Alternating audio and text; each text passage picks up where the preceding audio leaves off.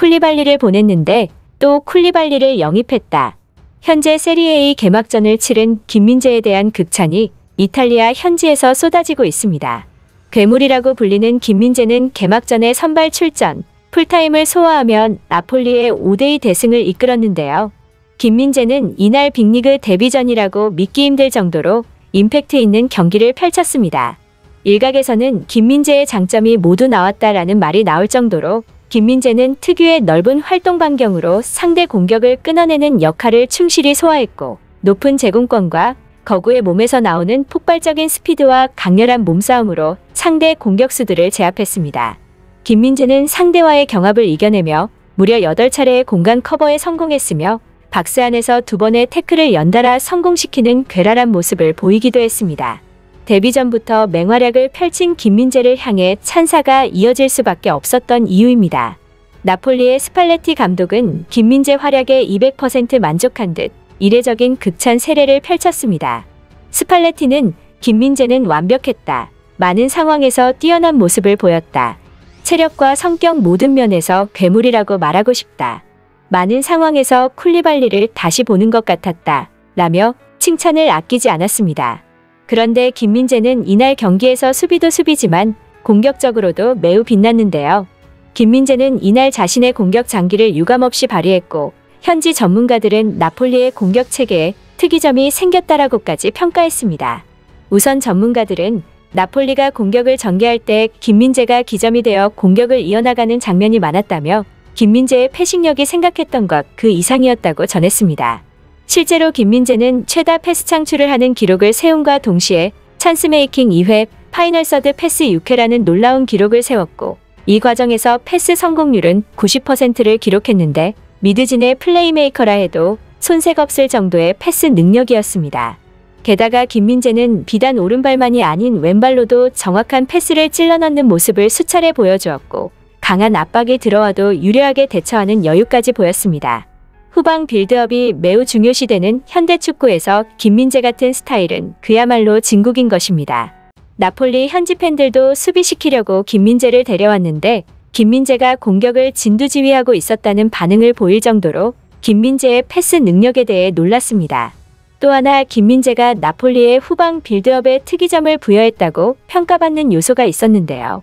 바로 전진 드리블이었습니다. 사실 과거에는 수비수는 수비로 말했지만 요즘 같은 경우 수비만 잘해서는 고평가를 받기 어렵습니다. 예를 들면 반다이크는 롱패스가 월등히 좋고 라모스는 득점력까지 뛰어나고 이렇듯 세계 최고라고 불리는 수비수들은 무언가 자기만의 유니크한 무기를 갖고 있습니다. 그런데 김민재는 그게 바로 전진 드리블입니다. 나폴리는 늘 세리에A에서 상위권의 성적을 유지해온 팀이라 두 줄 수비를 세우는 팀을 많이 마주치게 되는데 여기서 김민재의 전진 드리블은 진가를 발휘합니다.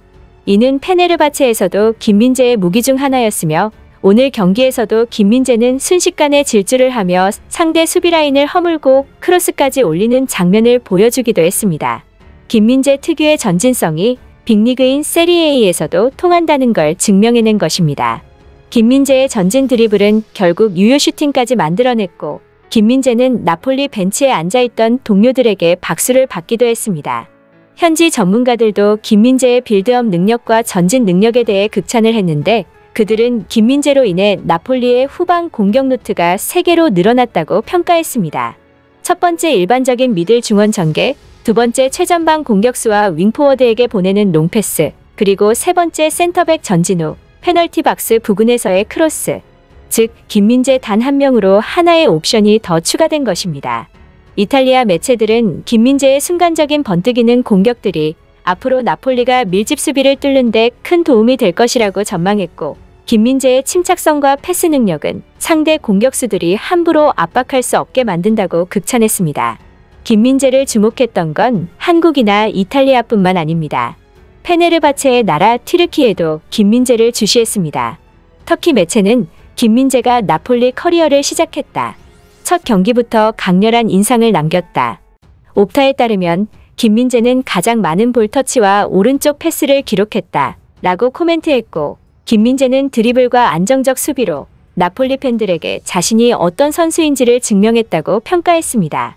김민재는 지난 시즌 튀르키예 리그를 휩쓸다시피 하며 많은 사랑을 받았는데요. 때문에 떠난 후에도 김민재를 바라보는 시선은 자연스럽습니다. 나폴리는 오는 22일 몬차를 상대로 세리에 A 2라운드를 치르는데 과연 김민재가 홈팬들 앞에서 어떤 모습을 보여줄지 기대됩니다. 한편 스페인에서는 이강인이 시즌 개막전에 선발로 출격해 86분을 소화하며 존재감을 드러냈습니다. 이강인은 5-4-1 포메이션에서 오른쪽 윙어로 선발 출전해 후반 41분 교체될 때까지 그라운드를 누볐습니다. 마요르카는 16일 스페인 빌바오의 산마메스에서 열린 스페인 프리메라리가 1라운드 원정 경기에서 아틀레틱 빌바오와 0대0으로 비겨 승점 일식을 나눠 가졌습니다.